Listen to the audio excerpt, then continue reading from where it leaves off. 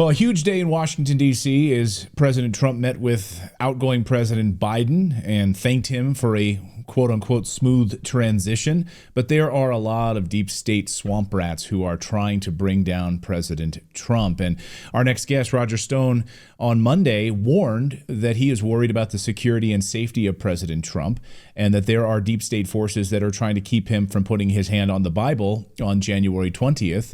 In Washington, D.C. to become the next president. And we thought we'd invite Roger on in the midst of all of this chaos right now to talk about it. Roger, good to see you. Welcome back to the show. Clayton, great to be back with you. So a lot of moving pieces over the past few days. Has anything changed from your warning a few days ago, worrying about Trump's safety and sort of these, whatever deep state Democrat swamp rats that are trying to keep him from becoming president of the United States? The Democrats have been kind of silent, and that's kind of scary to me. I know we had a couple of viewers yesterday say the Democrats have been a little quiet, and that's scary. Are they cooking up something that we should be concerned about? Yeah, I think we have to absolutely assume that they're up to something diabolical because people do not, these kind of people particularly, do not give up power voluntarily. The will of the people means nothing to them. They proved that in 2020. And the president's mandate now is so broad, so sweeping. He really is in an extraordinarily strong position to forge an entire golden age of America. We could have the most unprecedented peace, prosperity, opportunity, and justice and security this country has ever seen. But to do that, he's going to have to dismantle our current elite cabal that, in conjunction with their allies in the media, have a very different idea about America. So my number one concern is his safety. Now, if there hadn't already been two assassination attempts against him that we know of, you might say, well, that's just a conspiracy theory. But no, they tried to kill him twice. And those particularly who think that perhaps appropriately, they will be put on trial for treason because there's treasonous activity, in my opinion, in the Russian collusion hoax.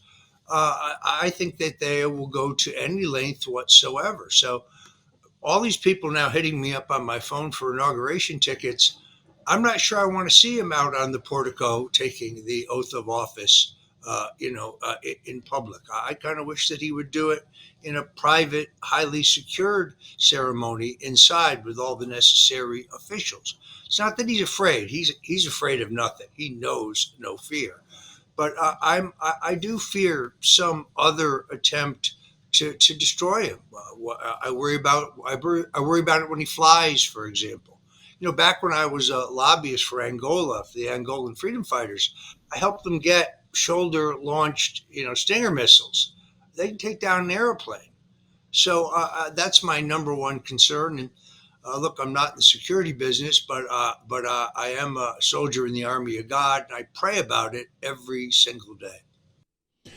It's terrifying, and especially when, yes, we've had all of the failures of the Secret Service over the past couple of months, and now he gets to appoint the head of the Secret Service, somebody who's going to protect him. He gets to pick his own security detail in many ways and make sure that he is safe and secure. In many ways, that might be the most important appointment that he makes. Yeah, I completely agree. I also agree with something that our friend Sean Hannity often says. The problem in all these agencies are not in the middle or the lower levels of the agency. I think you have a lot of good men and women there who are committed, to the rule of law and to doing their job. The problem lies at the leadership levels of these organizations. When my home was raided by 29, fully SWAT-clad FBI agents brandishing fully automatic M4 assault weapons, they were in my house for 13 hours. They would look at you and roll their eyes. They would wink at you, like as if to say, I don't want to be here. I don't want to be here. I'm doing this because I was ordered to do it.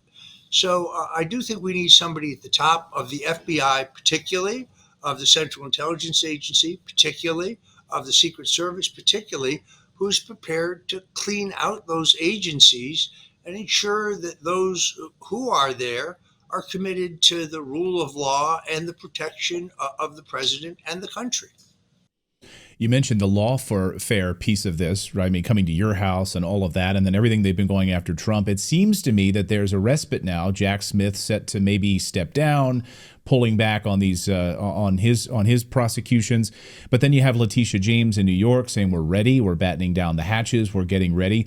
This lawfare piece, like I'm a glass half full kind of guy on a normal day. But something seems fishy with this. Are they done going after Trump on the lawfare side? I think zero chance. First of all, if I were Letitia James, people in glass houses should not throw stones. She is right now fighting freedom of information requests regarding sexual assault by her own chief of staff, which I believe she has covered up. She's also trying to deny the public access to records about some of her own misconduct in that area. And she's protected by a corrupted system, but ultimately, I think the public's going to learn about those things. Also, there is the financing of her entire career.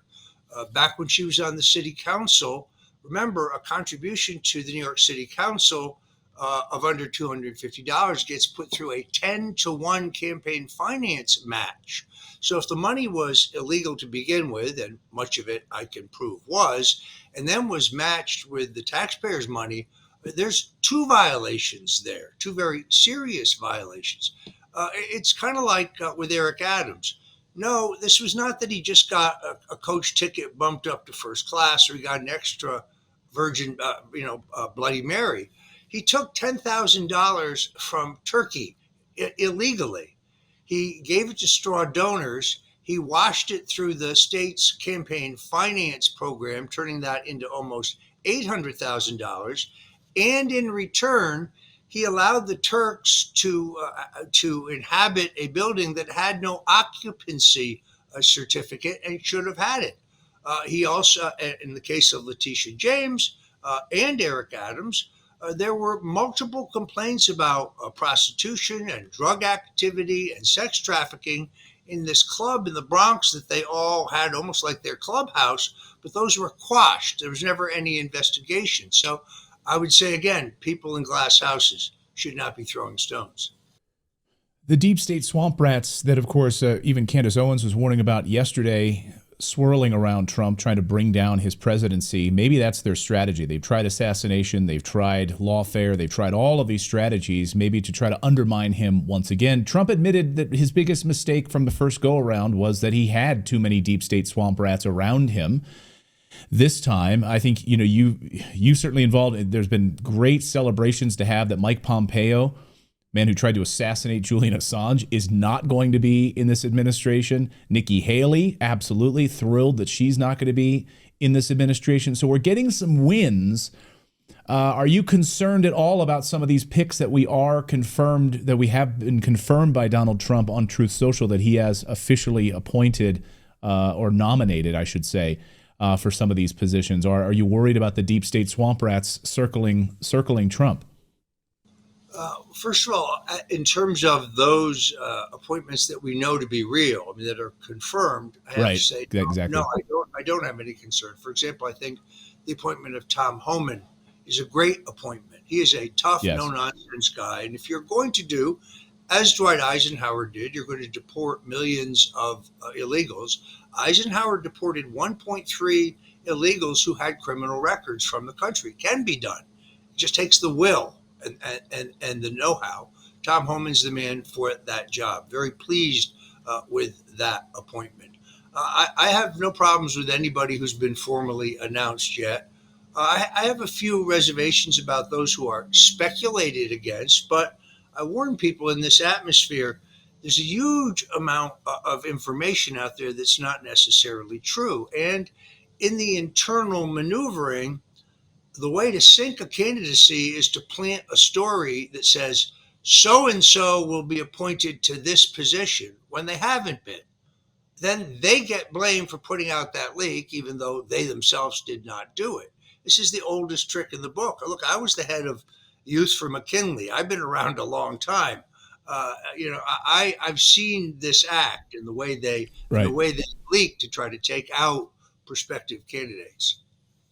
Right. Then you get this enormous backlash, and then it's a convenient cover for to be able to say sorry. A lot of people wondering if Trump is going to pull one of those Mitt Romney moments again, invite him in, big interview, show him the door, and kick him out. What you know Trump better than just about anyone? What do you think is Trump's biggest blind spot right now, walking back into the swamp once again? Well, look, I love Donald Trump. I owe him my life. He does like flatterers. There's no question about that. This is how I think Mike Pompeo got away with it so long until Donald Trump realized that Mike Pompeo not only is the guy who talked him out of releasing all of the JFK assassination documents, he is the guy who actively pushed a CIA plot to assassinate Julian Assange, who is a journalist, does the same thing that you do and that you've done your whole life, takes facts and makes them known to people. Maybe he never read the Pentagon Papers case. I'm not sure about that. But also, Mike Pompeo is the guy who insisted that the Jack Smith classified documents case was legitimate, which it wasn't under the Presidential Pardon Act. So, very happy. I like to think that maybe he read my Substack piece on this because I did Mike Pompeo's greatest hits and I sent it to him. I also kind of reminded him about Nikki Haley and her treachery in the same piece. And well, the very next morning, he put out that famous posting on Truth Social and X saying that they would not be joining the administration. Now, I'm not saying it was cause and effect, but I like to think I contributed. Yes, and I have separate sources that will confirm that your work on this was instrumental. So thank you, Roger, for that. I think we can all applaud you for making sure that Mike Pompeo and Nikki Haley are nowhere near this administration. So thank you from the bottom of my heart on that one. I think, looking forward, we've got 68 days now till Inauguration Day. What are you hoping? I'll get you out of here on this, Roger. What are you hoping that Trump will do over these next 68 days? And what are you hoping he will expose over the next 68 days, if anything? Well, I'm very anxious to see where he places Tulsi Gabbard in his administration. She is one of the most talented, impressive women I have ever met in 45 years in politics. She's an amazing communicator. She's up with Reagan when it comes to her abilities as a communicator.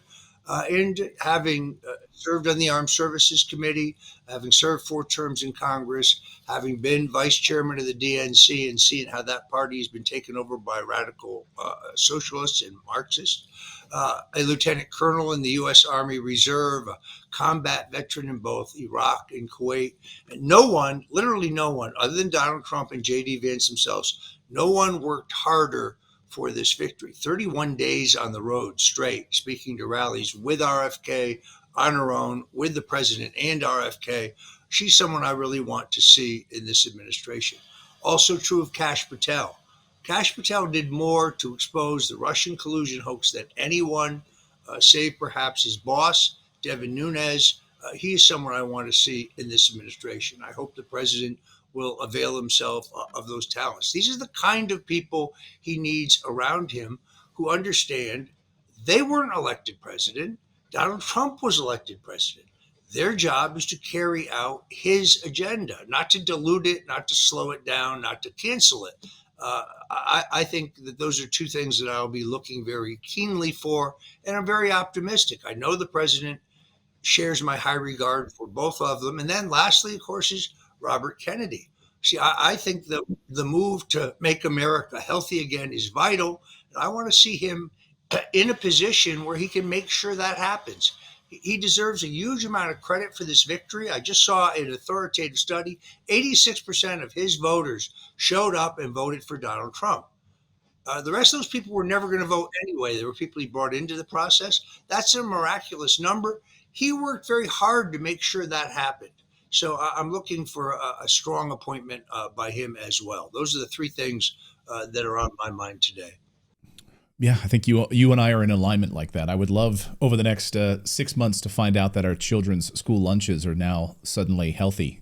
They've removed pizza from the menu. They've removed processed foods from our diet. And, it's make America healthy again. I mean, why is the United States of America the fattest country in the world? I mean, it's so sad. And cancer's exploding across the United States. So I'm with you on that one. Roger, great to see you. You can check Roger out at the Stone Zone, watch his show as well. Thank you for what you've done to keep Pompeo and Nikki Haley out of there, Roger. I thank you for that. So we'll be checking back with you over the next few weeks, I'm sure. Thanks again, Roger. Anytime, Clayton. It's really great to be with you.